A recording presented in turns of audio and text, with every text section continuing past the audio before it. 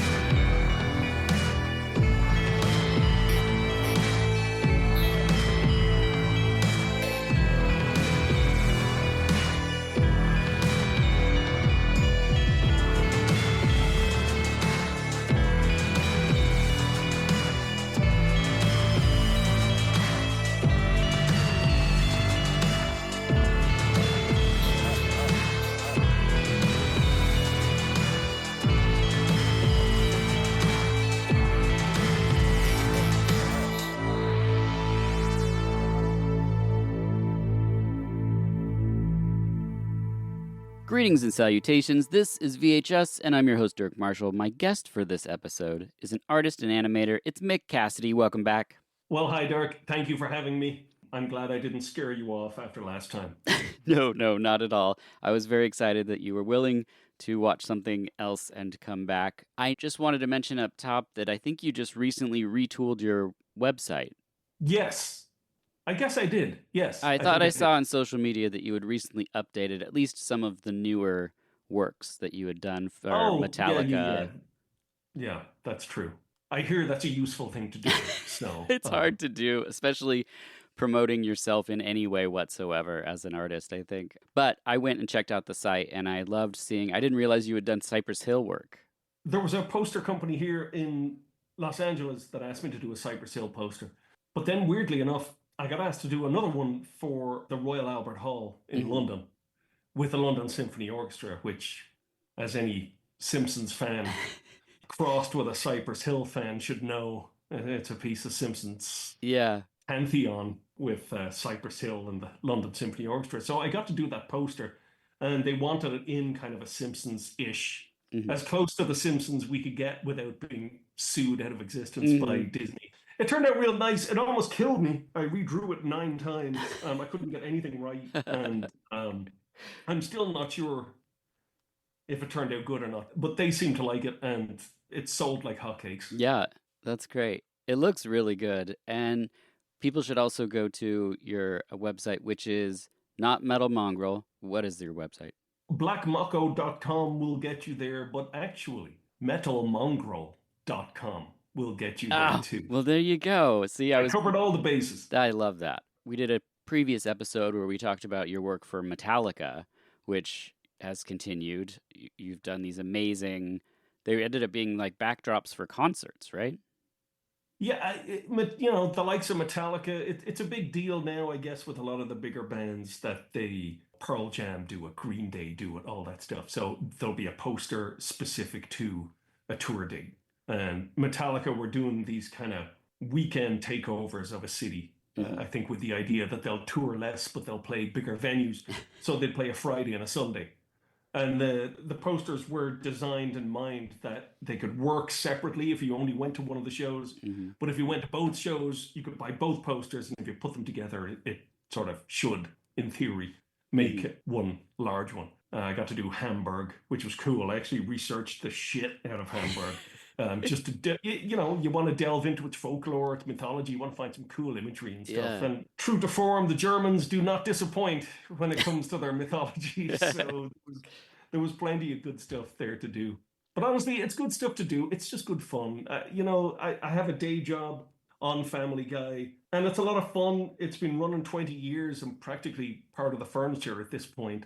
But it is nice to reach outside that box sometimes and just scratch the itch and just, yeah, have some fun with it. All 16-year-old me wanted to do was sit around and draw monsters and flaming skulls and, you know, werewolves on motorcycles and all that stuff. So I'm 53 now. I'm thrilled that the excitement of envisioning that stuff and executing it still is just the same as it was when I was 16. And thankfully, I have a little more ability and talent to sort of put into it than I would have back then. Yeah, I love that. You mentioned Family Guy, so for anyone that hasn't heard the previous episode, you do character design. Is that the title, or? Yes, yeah, I'm one of the show's character designers. And how many characters do you think you've designed at this point?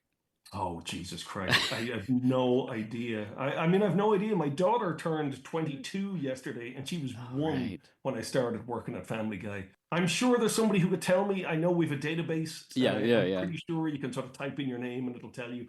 But it's, I mean, at this point, thousands, easily thousands. Wow.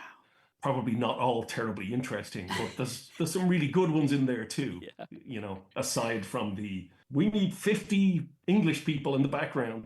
And don't make them too interesting because they can't steal attention from the main action. Right. So, oh, that's so funny. I got no complaints. You know, it's been good to me. It's a good show. It's a good bunch of people. Despite the fact I bump into people and when I tell them I work on it, they go, Family Guy. They still make that. Like, yeah, well, it's still paying the bills and I'm still happy working on it. It's a good bunch of people. Yeah. So that's awesome. Well, the film that brings us together is Gandahar from 1987. Maybe a film that'll inspire some of your character designs for the future. As long as they have boobs, yes, that should work out just fine. So, it is a French animated film. What's your rich history with Gandahar? My rich history began about 2 hours ago. You had told me about it. You'd asked me to do some homework and read it and watch the movie.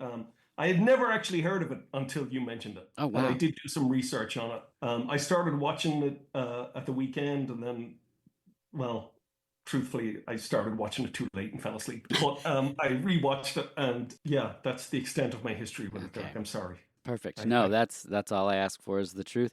At the time of this recording, I watched a French Blu-ray, but how did you see it? Amazon Prime had it. There you go. It was not as rich in culture as to have French translations. It was dubbed. Yes. And the whole story. Yep. So the English dub features Glenn Close and Christopher Plummer as the voices, and the dub was done by Harvey Weinstein when they acquired the film for an American release. It was recut, and the script that you saw is based off an Isaac Asimov screenplay. Which is pretty crazy. Yeah.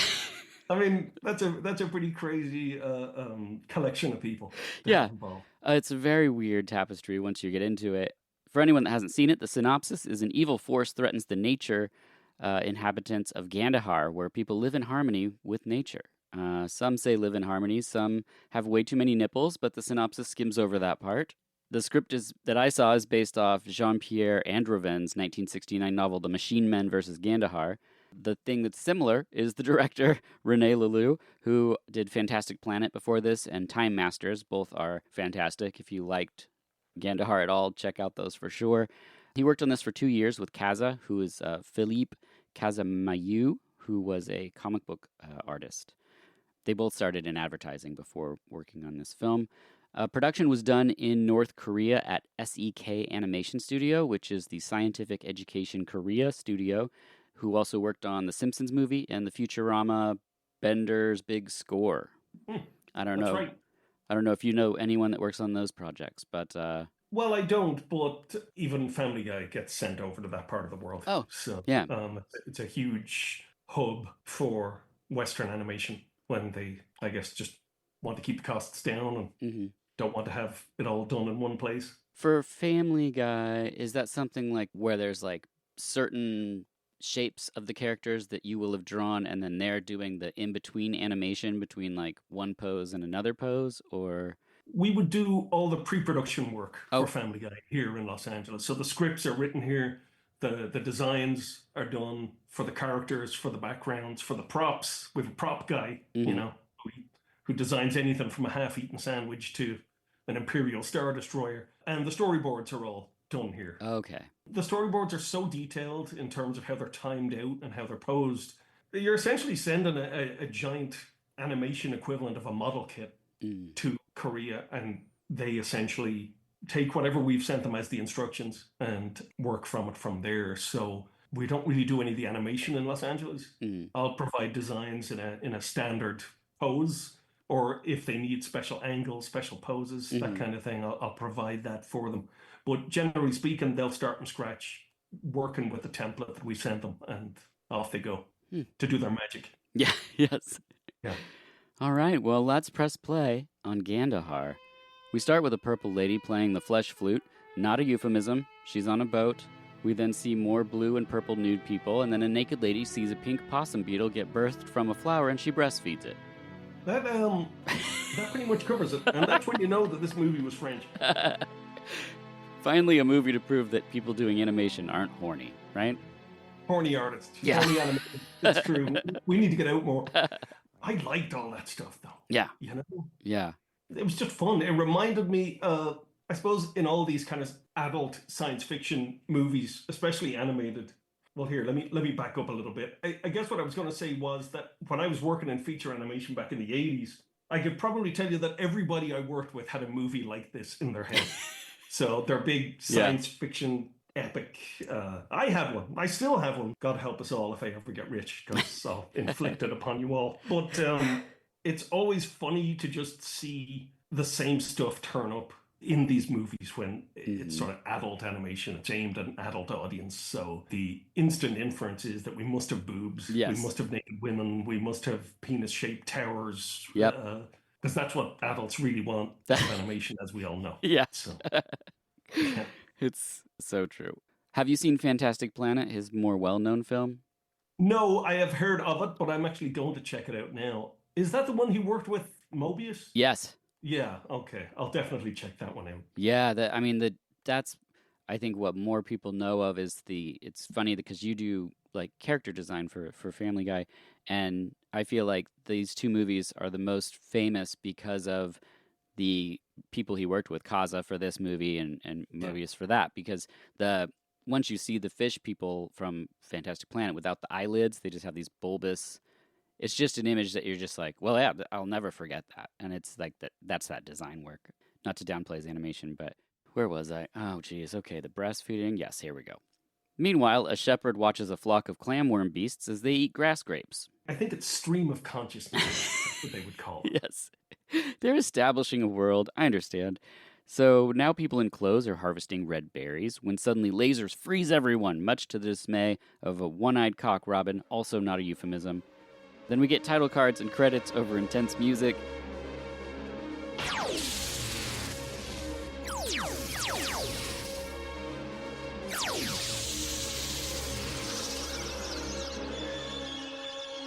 And we next see one man ride his worm horse, not a euphemism. That's what he's riding. So there's a castle on a cliff that's the shape of a topless woman, and there's a bunch of topless ladies having a meeting. Right? I like that they're actually all fully dressed except for their breasts. Yes. Are So those are out. Yeah. And then there's Winghead woman with wings growing out of the side of her skull for. Did she have a name in your version? Did you catch that? I believe I wrote this down. I could be wrong. I believe her name was Ambisextra. Okay, yeah, okay, that's what I have. One less mirror bird to watch over our kingdom of Gandahar, killed like the others were. Who would do it, and why? To keep us from learning what threatens us. Without the eyes of the mirror birds, we can't see what's happening at the borders of our land. I predicted this. Why have we of Gandahar neglected new technologies? A measure of our civilization is that we prefer the organic. It is ironic that a decision of the heart may now cost us our lives. It is vital that we act quickly. Time is of the essence. Given the urgency of the situation, the Council has chosen our best agent to investigate. Which one? The Council of Women choose Syl for a dangerous mission. He's the man that none of them are that stoked about, but that's who's chosen. So we see two people bouncing on their albino crabs, not a euphemism. And then Syl and the Bluebeard guy replay the attack on their blue ball. Never mind. I don't know. It's not important. But it's a screen that's blue, and they watch the attack, and they can't figure out who's attacking them, which I love because it's just like one laser coming at the screen, and they're like, who's doing this? I can't see it. So Syl glides out there on his white flapping flesh rocket. Okay, I give up on describing these things.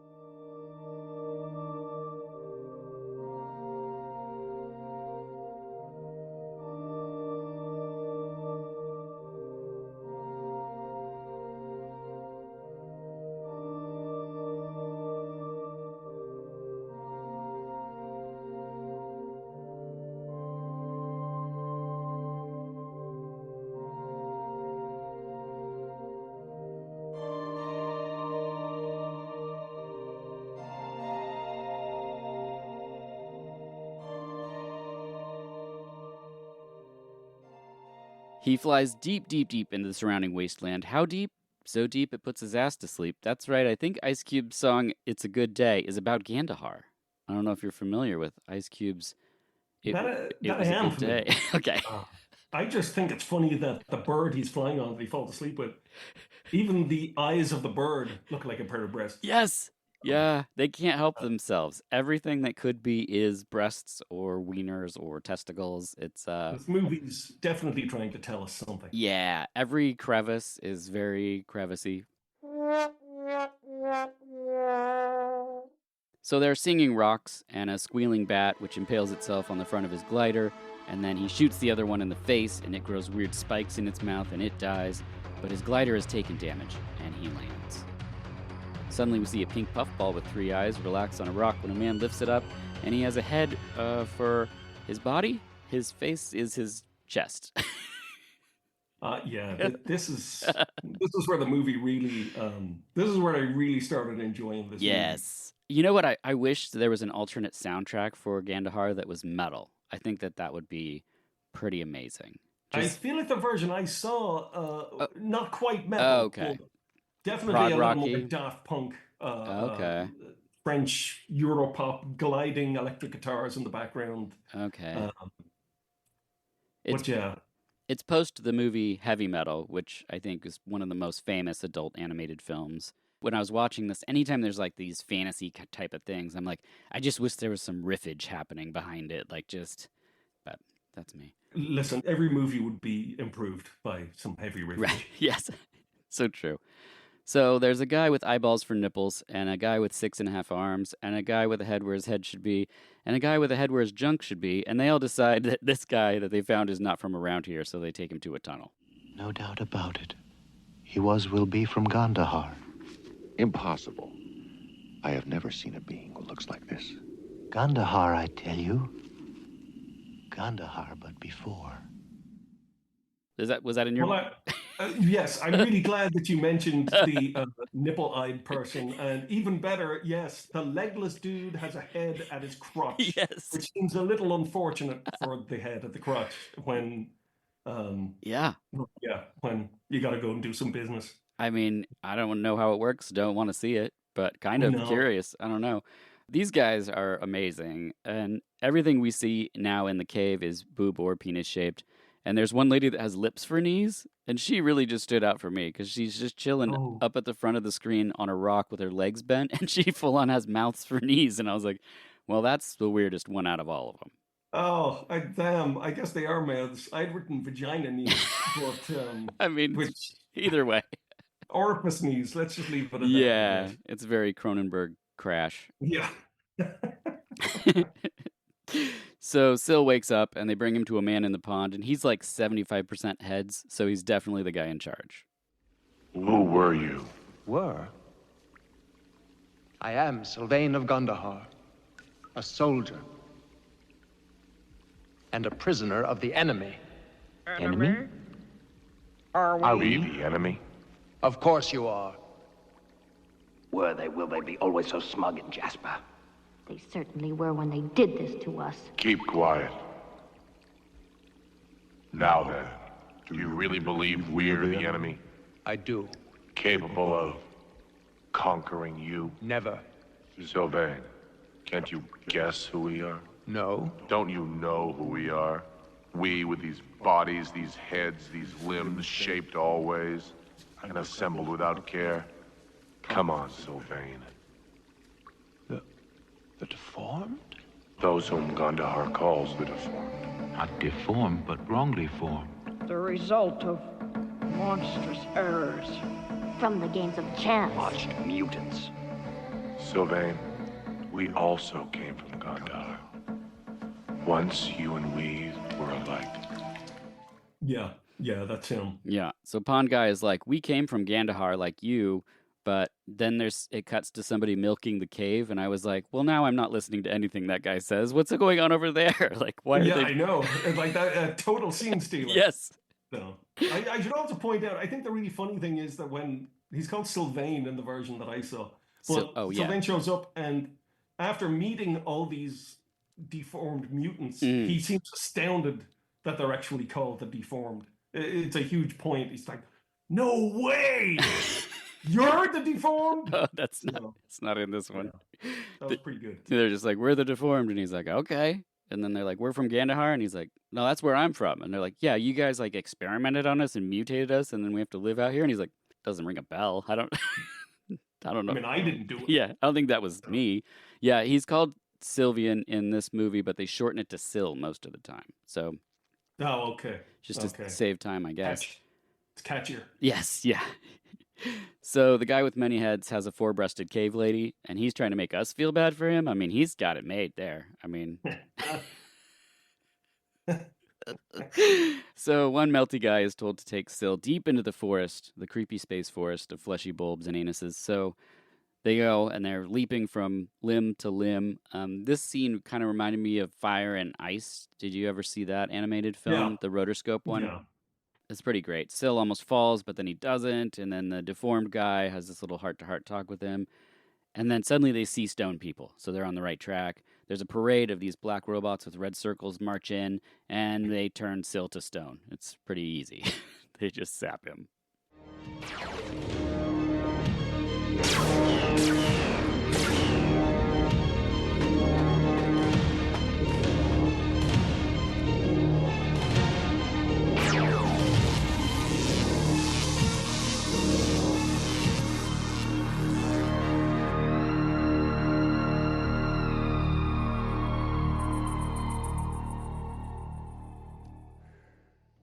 So then there's a purple ship or hover tank, however way you want to word it, and they just feed him into one of the purple eggs on the back, and then he thaws in that egg and meets a blue lady. Was this all pretty much what happened for you? No, this is all exactly what happens. Okay.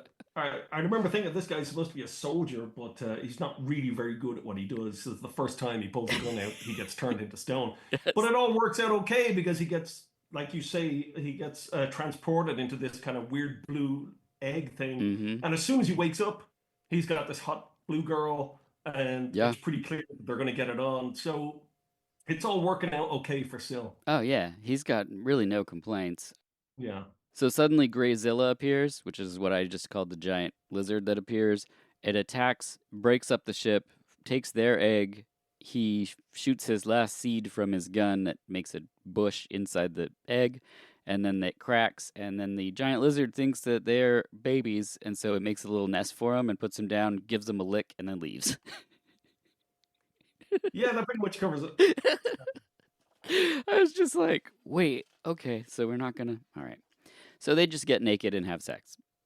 I mean, the thing is, this movie hasn't even gotten weird yet. Yes, such. So that's the best part. So yeah, this is just. Yeah, I have it written down here. Rescued by giant dinosaur, end up getting laid. Yeah. So, a pretty good day. Pretty good. I mean, that's all my favorite things.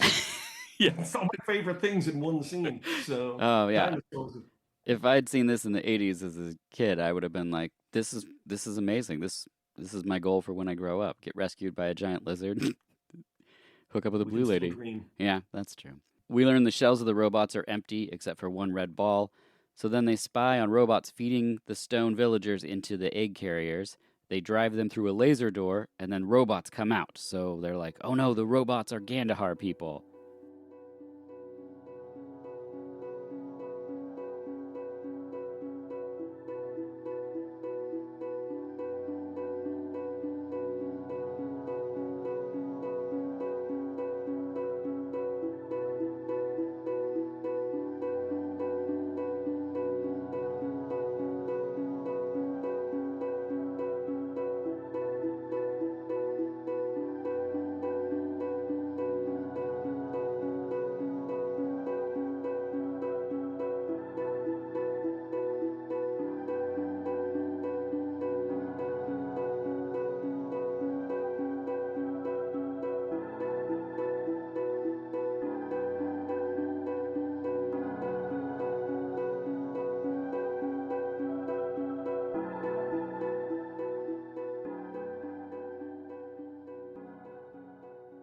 Robots have a speech about the death of I and being a we, and it's all run by the great procreator. Did they mention the procreator in your version? I don't think he was called the procreator. Okay. It's pretty straightforward. So at night, the robots sleep with their heads off. They take their heads off to go to bed, which is cute. So Syl and the lady swim up to the ship and sneak in, and it sails off. There's ocean lava lamp clouds, and then they head to Ass Island. So, I mean, we learn it's a brain later, but it's an ass. I wasn't sure if it was an ass or a giant tip of a penis. Yes. But either way, definitely veering into that. Yeah, glandular, for sure. So jelly tubes snatch up our heroes, and they glide through bubbles until they arrive in a womb room. That's what I wrote down. Yeah. Mm-hmm. Yeah, a weird worm room. So they go back and forth, and then he flies them home on a pink flesh blanket. I wasn't even sure what the point of this whole situation was. This is definitely where it all starts getting pretty strange, all right. He's called, the version I saw it in, he's called Metamorphosis. Okay, yep. There's a great line where the pink thing that flies them away after he talks to them, and the girl, it lands and it starts sort of shrinking, and then the girl says, "Farewell, amorphous metamorphosis." Which, that doesn't happen in mine. Yeah.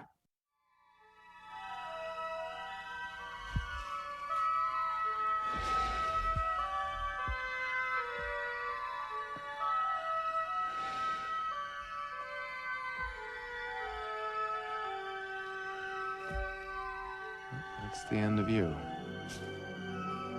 Farewell, amorphous metamorphosis. I hope for good. It's very nice. Yes. Yeah.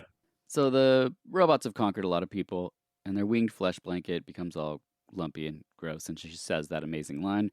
They run, and Gandahar people attack the robots with teethy tubers, and they wash out some with water, but the robots just keep coming.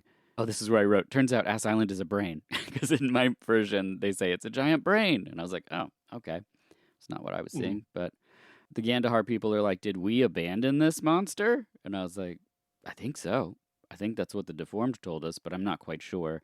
I don't know if in your version, they had any quandaries at this point. I wonder how different the version I saw is than yours. I mean, all the same stuff is happening on mine. Okay. If no more esteemed a director than Harvey Weinstein was involved in directing it, I wonder how much of it... I wonder if they changed the plot a little bit just through dialogue. I think that's what happened, yeah. Because at this point in the movie that I watched, they're alluding very heavily to an upcoming timey-wimey, wibbly-wobbly paradox. Okay, because this part's very confusing in the French version. At least it was for me. So Syl gets a death beetle, and he heads to Ass Island, or the Brain Island, and he puts on a suit, he goes inside, and the brain is like, I'm not the enemy. So in the future, you got to use a time door, and then you're going to be frozen in time, and then when you awaken, then you'll win, or you're going to be frozen forever. And I was like, wait, what? I've been waiting for you. Monster. You're a liar. Didn't you know all along that the men of metal... I know what you're going to say, that the men of metal are my tools. I can't answer that. But I know something you don't. They've come from the future. I don't care where they come from. I've seen what they're capable of. They would have us all become heartless, faceless beings, bowing to a shapeless voice. I will not let them succeed. Foolish little man, do you want to solve the puzzle? Then put away that useless syringe and hear what I am telling you. The invasion comes from the future. That's ridiculous. Impossible. You dare to tell me what is impossible? You know nothing about the continuity of time, about its false perspectives, its paradoxes, its relation to space. So Gandahar is the victim of an invasion which hasn't occurred yet? That's absurd. While you smugly argue with what is, a different logic suggests the invasion continues from the future to the present. It's too incredible. Show me some proof. You've already seen the proof. Where? The door of time. You did not grasp its meaning. The door of time allows people to move here from the future. From the future and to the future. Both ways, like all doors. And you're telling me that the prisoners inside those eggs are sent to the future? But what for, Metamorphosis? Why? Unfortunately, I do not yet know the answer to that question. How conveniently you claim ignorance. You should be familiar with ignorance. Look here, Sylvain. I wanted to speak as much as you. How do I know this isn't a trap? It will become a trap for all eternity if you refuse to trust me. I cannot bear the idea of ruling a world consisting solely of an army of killers. I want it to be you that will overcome me, stop me, kill me. But in 1,000 years. Well, why not right now? It takes time to get ready for death. And you're not capable of killing me now. I'm not vulnerable. Not yet. Come back in 1,000 years. 1,000 years? Don't you think I'll be a little old for battle? During the next 1,000 years, you will go into a long sleep at the bottom of the ocean. On the appointed day, at the appointed hour, you will awake, just as you are today, strong and determined. You will try to conquer a metamorphosis who has grown old. If you succeed, will Gandahar not be saved? But if I fail, I'll be a prisoner of the future, exiled from my time, separated from those I love. A mere occupational hazard, I'm afraid. But you may have the opportunity to return to the present. There is always the door of time. The door of time. Did you have any kind of description of what this freezing time door? I think mine was completely dumbed down compared to yours, because they go out of their way to try and clarify. Okay. They're trying to clarify what's happening. So then I get same thing, dude. You know, you can't kill me now because I'm too powerful. But if you go to sleep for 1,000 years, then you'll be able to kill me, and it'll all be okay. Okay. Yeah, and then off he goes. So then we're 1,000 years in the future? Yeah. Because there's no title card in Gandahar that says like, hey, 1,000 years in the I was just watching the movie, and then I was just like, wait, so all these same people are still alive like 1,000 years later? Because the same deformed people are still there. Yeah, Crotchhead is there. Yeah, Crotchhead's he's living the dream. Yeah, he still looks good. I mean, his crotch head's not even saggier. He's just... No, he's got it going on. He's doing good.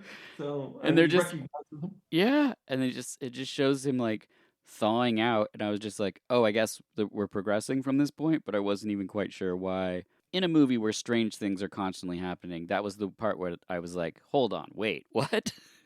It's tough to keep up. I mean, the American version definitely goes. I can see why they did this. They went in to try and clear it up, and they have Sylvain narrating at various points of the movie, like every movie does when they realize they've lost the audience and have to explain it. So the movie does explain, it's 1,000 years later. Where am I? Is this it? Oh, wow. So, Okay. I had a That's bit of an advantage over you, Dirk, but in fairness, I need those kind of advantages yeah, when watching that's movies. So. that's interesting. I might watch this recut just to see what the deal is.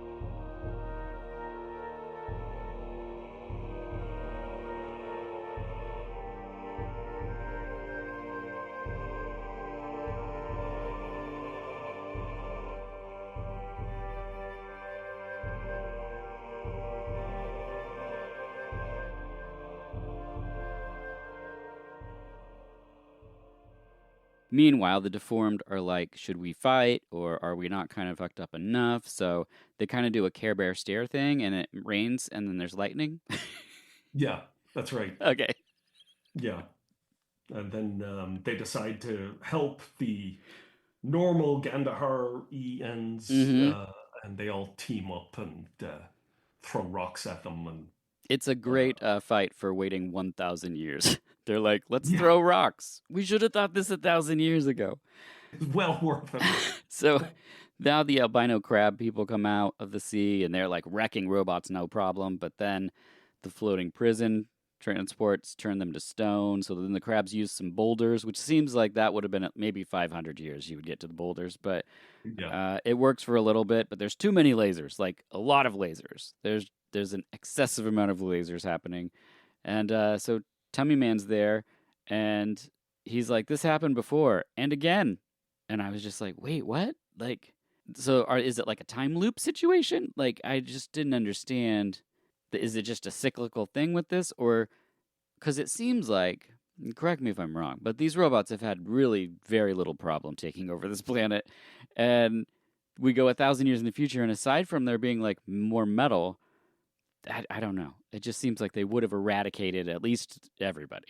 And the deformed dudes are just like, yeah, let's go sneak around their base. I don't know. I did like their base. Yeah. I thought it was pretty cool. It was like it was made out of giant girders and stuff.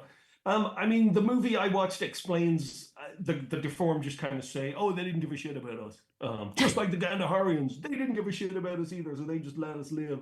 And we're lucky that we're the deformed because anyone who was normal got, blah, blah, blah. I ended up really liking the movie because of all this stuff, with all the paradox stuff, because it just didn't go where I thought it was going to go. But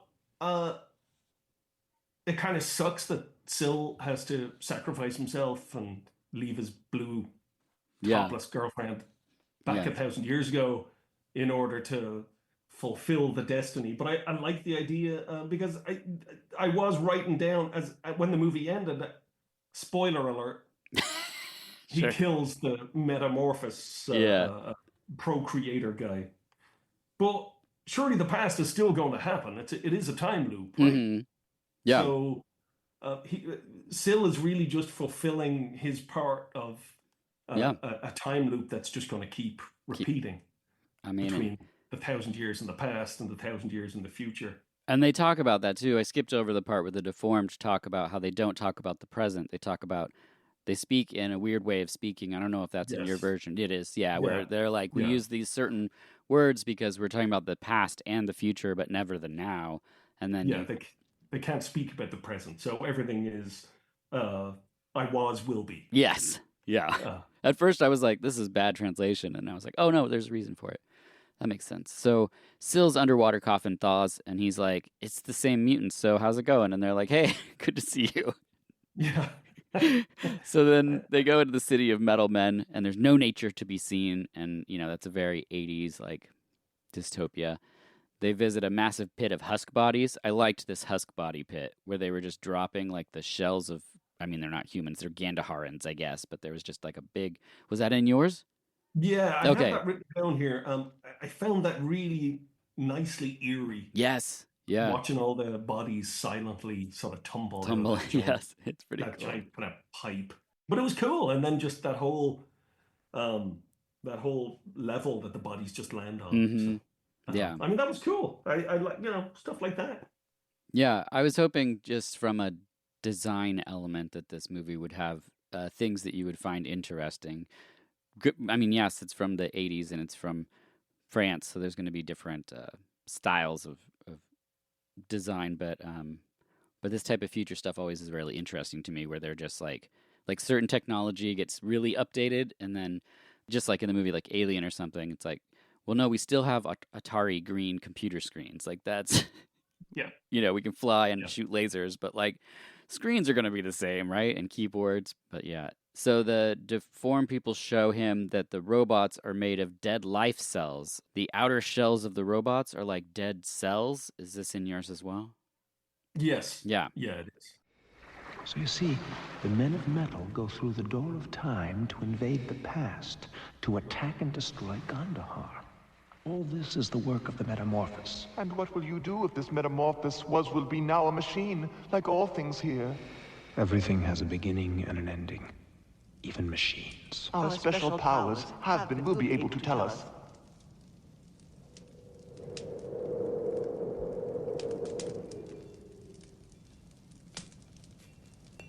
I wonder if some of these stolen cells of the Metamorphosis haven't died.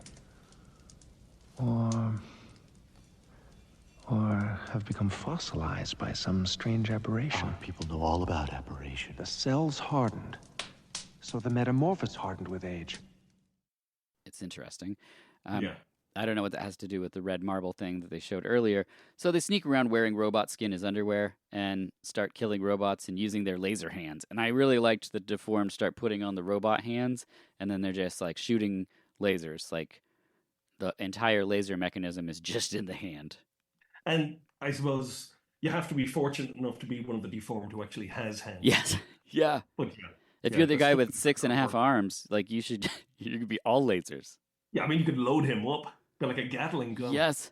I mean, if we can remake this, I think we've got a better ending. So then they decide to go around and steal the heads of all the robots while they're sleeping. This is like a very 80s like comedy thing.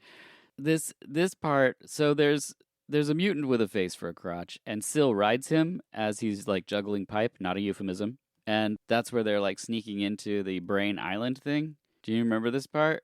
Yeah, I felt like Sill was being extremely lazy. Yes. Making the arm guy do all the lifting when Sill could just have done it too. But yeah, if you go That's back, what they call him in Ireland, a sponger. A sponge. He's a very much a sponger. He shot one seed at somebody and failed, got frozen in stone, and then has basically just taken advantage of other people the rest of the film. And they're like, "You're the best hero we have." Yeah, which doesn't say much about what the rest of that army must be like. Seriously. So then Sill climbs up some pipe, and then laser fisting occurs between the mutants and the robots. Maybe I could have worded that better. Sill climbs up and says, "This is the beginning of the end." Then the mutants use their minds to burst a tank, and then the brain is exploding. That's basically what I had there.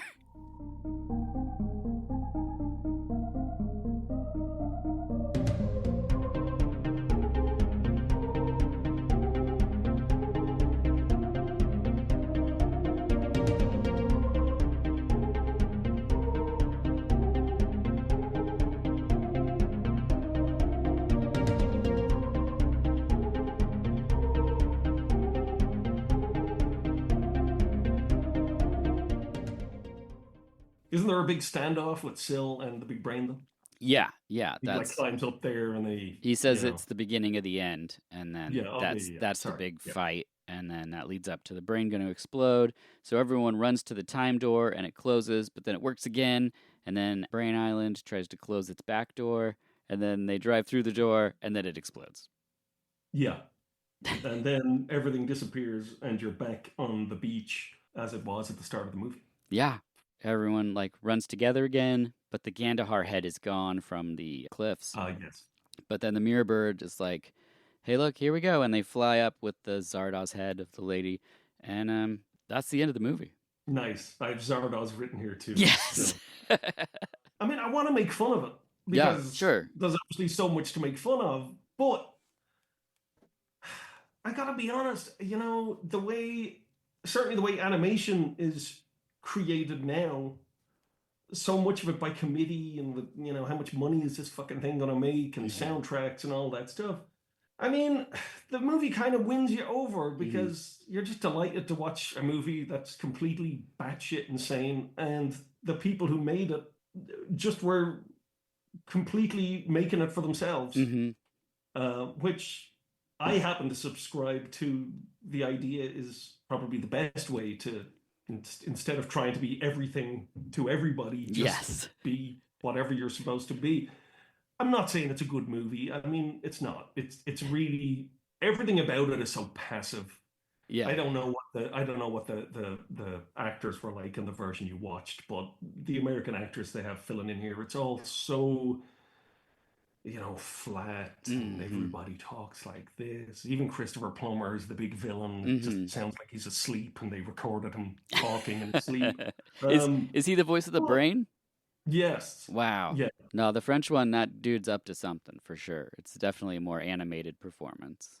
Oh no, Christopher Plummer is just asleep. Dude, he needed a paycheck. Yeah.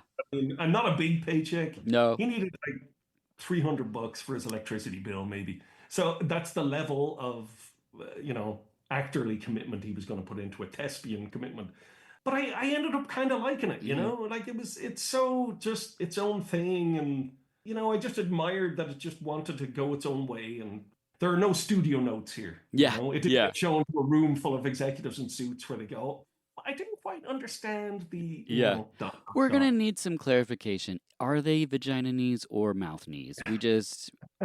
It's confused our test audience. We got a lot of notes, and it mostly just says vagina or mouth knees. I think my favorite part was definitely the deformed. Yes. When I was younger, well, who am I kidding? I still read it. But there's you know, when I was growing up, there was a comic in England called 2000 AD, and it's got Judge Dredd, and it's got all that stuff. Right. It was a weekly anthology sci-fi strip.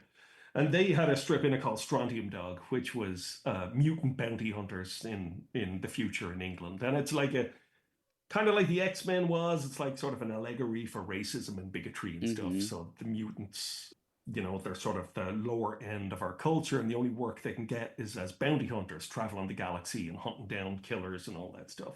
And the mutants were always designed in a way that they are designed in this movie too. It was all just completely outlandish. There's like a dude called Kid Knee, and his knee is his face. Nice. And he's got no head.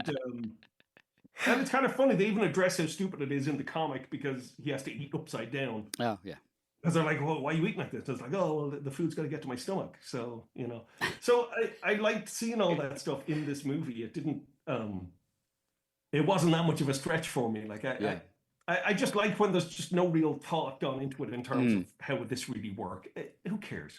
You're just having fun, and some of it looks cool, and you know, you gotta swing big. Why? You gotta swing big when you're making one of these movies. Why hold yourself back by worrying about anatomy or? And I just love to think, like, because I'm sure you've had meetings or something where they're talking about designs of characters and whatnot, but I mean, once you're in that cave, I mean, was somebody like, okay, but when he turns around, can he have like 6 breasts on his back? Because that happens. And it was just like, well, was that a note? Or did somebody was like, I don't know, I drew it late last night. How many breasts did I put on him? 6? Okay, well, you know, it was 4 in the morning. I don't even remember drawing that. Yeah. So, I think they just went book wild. Yeah. So. I just wish you could see more stuff like this, because you've touched on something that I'm very passionate about, and that is art from an artist and not by committee. I would love to see this movie, show it to an audience now, like, and have them give all their opinions, and then show that awful version that would be the result of all those opinions that would water this down to something where it's like the deformed aren't deformed, first of all. Like, you wouldn't be able to call it that at all. You'd be like, No. they're the new shapes or something. Like, you're just, it's just like, they are the unnormal. Yeah, yeah. It'd just be so not entertaining or interesting. And here, like, just the designs of the backdrops and stuff, because it has that, like, that future weird feel of, like, He-Man, Masters of the Universe from back in the day, where you're just, like, looking at these watercolor backdrops. I don't know if you had that cartoon when you were Oh, no. growing up, I loved He-Man. We had all that stuff. Yeah. I'd actually written that down here, too. It reminded me a lot of He-Man, too. Although it actually, 1987, so it came after He-Man. Yeah.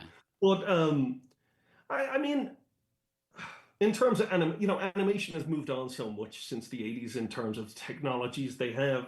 Certainly with computer graphics, all that build, it's so quaint looking at it. But I agree with you. I miss seeing handcrafted art like that. Yeah. That's not technically fair. That the people work very hard on the CG stuff in terms of being a new technology. But the thing that I wanted to talk about that touches on what you're saying, though, with the painted backgrounds, with all that stuff, is that you tend to forget there were no shortcuts in making animation back then. Yep. So the movie never quite gets the scale across of what's happening. There should be millions of these metal men attacking, but of course, because it's all hand drawn and you have limitations. I mean, you can't move the camera. It's rooted in whatever you're going to do. No, I mean, there's always huge limitations. And the movie just does the best it can. It doesn't look, I mean, if they sent it to Korea to get done, it doesn't sound like they had an awful lot of money to make it either. So sending it overseas to get done is usually a financial shortcut. So they did the best they could. I'm sure the script was very ambitious. I'm sure there's concept art that is just out of this world. But once you try and turn it into something that's feasible, that you have a team of artists working on, that all kind of goes out the window. So yeah, I haven't found a making of for Gandahar, but I do love the makings of for animation around this time. And Fire and Ice, while it is rotoscoped, there's a great making of on the Blu-ray for that. I don't know if you've watched that one, but it's just like, you're talking about the amount of work that goes into it at the time. I mean, there's like 400 drawings in like a few seconds. It's just like, it's amazing the amount of work and so many different people, doing the animation for it. So I think like this, Fantastic Planet, I have a bunch of weird stuff. Or even like Wizards I love Wizards. I don't know Yeah. And I mean, talk about animation I go back to time and time again. It's just like, oh my gosh. Well, Dirk, I mean, hand-drawn animation is, for people who don't know anything about animation, I think they'd just be astounded at the amount of work that goes into it. It's true what you say. I mean, it's 24 frames a second.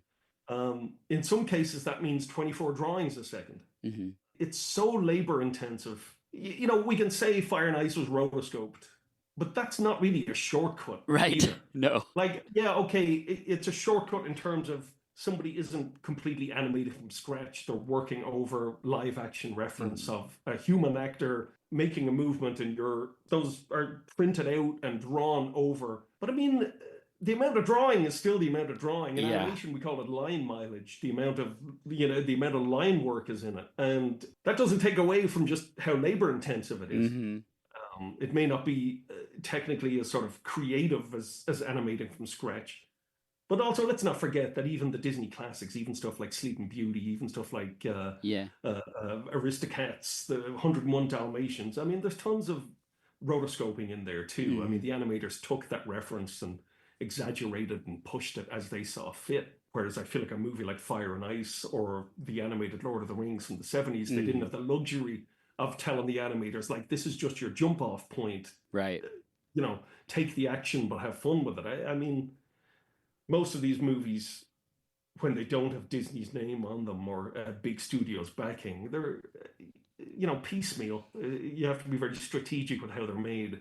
When you were working on Rockadoodle, yeah. Just yeah. I have that written here too. because Christopher Plummer voiced the villain Nice. of Rockadoodle Yes. of the Apple. So that's not that was traditional animation still, right? Yes, mixed with live action mixed badly with live action at the beginning and the end. Okay. I haven't seen it in a minute, so forgive me for.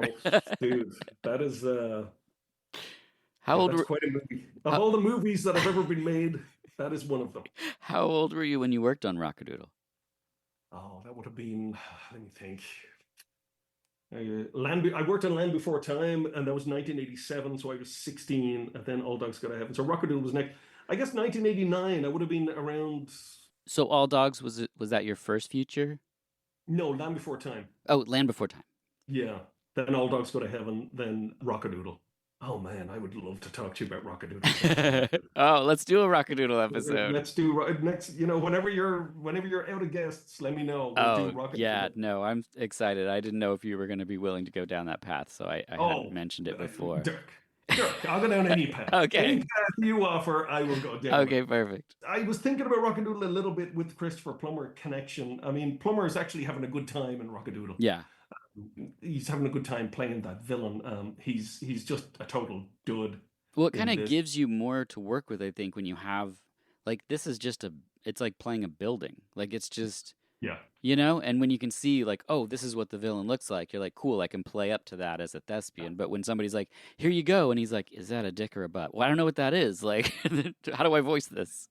And I suppose the pisser for Christopher Plummer and all the American actors is that this movie has already been made. It has already been voiced. It has already been cast. So essentially, you're just dubbing over that. So yeah, I'm sure Christopher Plummer's however long, the 40 minutes he spent in a recording booth, probably isn't something that he was thinking about on his deathbed.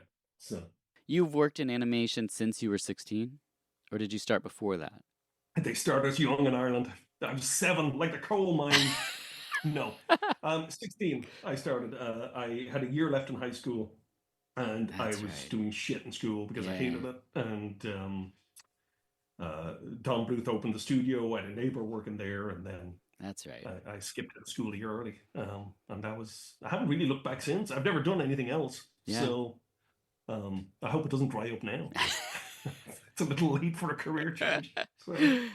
Yeah, no, I think you're good. Did you see a movie called The Spine of the Night? I've never even heard of it. That's the joy of this podcast.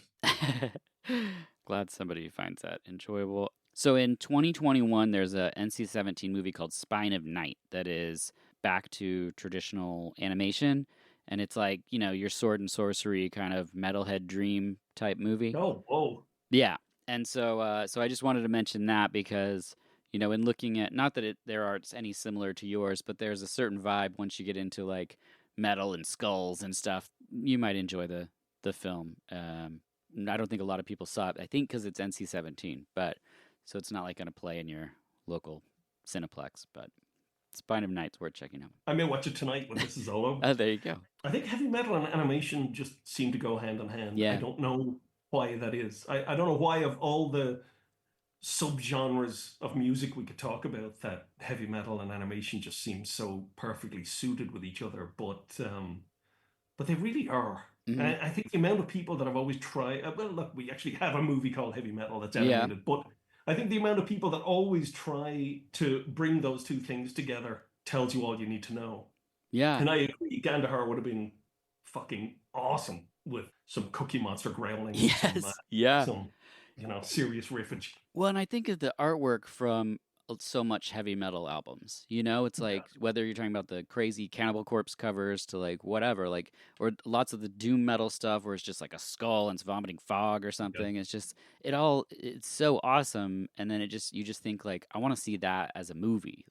And you don't even need that much of a plot. You could Gandahar it and just have it be maybe it's a time loop. I don't know, but just need an evil wizard or something, and then definitely skulls. Yeah. I don't know. Gandahar didn't seem too concerned with a plot that made sense. I mean, why not? I'm on board with that, Dirk. All right, cool. Let's write a heavy metal animated feature. Yeah, let's do it. And then I don't know who's going to pay for that. And then we can review it when we make it. Yes. And nobody goes to see it. Yeah. We can actually have a podcast about it on here. No, I want people... we got to get people to see it's the tricky part. Okay, then we'll have it run through a committee, and then it'll turn out to be like, it'll be the Taylor Swift musical. Well, any final thoughts for Gandahar? No, it's just that I really liked it. The only other things that we didn't really touch on were that it's interesting watching a bunch of modern movies that if you didn't know better, you would just say they stole the imagery out of it. I'm actually a big fan of Valerian and the City of a Thousand Planets. I didn't see it. It's got all the sort of same French arty kind of cliches as this one has, blue people on beach. But all the opening scenes on the beach with the utopia, with the people all frolicking with nature and stuff, that's in so many of these movies. And I couldn't stop thinking about Avatar while I was watching it too. All those scenes of Crotchbelly and Syl patrolling through the forest. You can't help but think of Avatar, which I don't even know that Avatar did it any better. I know the technology is better, but I don't know that the concept art was any sort of big stretch. Yeah. And I gotta say that overall, myself and my daughter went to see Avatar 2, and we could barely finish it. I mean, we were like laughing all the way through. I didn't make it through. Absolutely abysmal. I mean, it looked great, but there were parts of the story where we just looked at each other, just like, James Cameron wrote this. Yes. James Cameron wrote this. So when the talking whale and he's like, I didn't see it. How are you? And it's like, and we're just looking at each other, just like, what the fuck is going on? But I thought this movie was better than Avatar 2. So take that, James Cameron. Oh, that's gonna be the log line for the episode.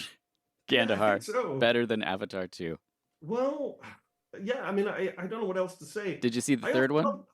I also thought they did stuff in the movie I kind of liked, and I thought it was better than the likes of Avatar and stuff. Like, I really liked when the Gandahar is fighting back against the Metal Man. I thought it was really inventive, the use of the planet, nature. Yeah. I love those bombs that just get dropped and then turn into these sort of big, giant, toothed monster creatures and stuff. And like you said, the water, and then the big porn thing trying to stop the stuff. Like, it was a really cool way of weaponizing the world. They're in it's symbiosis. They're in harmony with their world. But it was in a way that I thought was kind of interesting. It wasn't just a case of, like, Tarzan, like, all the elephants. Yeah. All the elephants from the forest, and we'll trample everybody. Like, it was pretty inventive, I thought. I liked all that. I guess the only final thought that I really have is that if you're living on a beach in some utopian society and everybody is blue and their boobs are hanging out, I'd probably, based on the amount of movies where this does not end well, I'd probably be feeling pretty nervous about what happens next. Yeah. Seems too good to be true. Yeah. Smoke 'em while you got 'em. Yeah. Especially, I mean, if you're just chilling and then you see someone with like that possum beetle and she's breastfeeding it, maybe be like, maybe I'm going to move on. Maybe my time here is done. Yeah. Might be time to go travel. Yeah, go check out the deformed in the caves. They seem to be milking stuff out of there. That seems like a good life. No one messes with them. Well, they seem to be doing okay with their vagina legs and 6-boobed backs. Don't know how they sleep, but yeah. Oh, yeah, their beds have to be disgusting. All right, well. One more time, Mick, where people can find your work.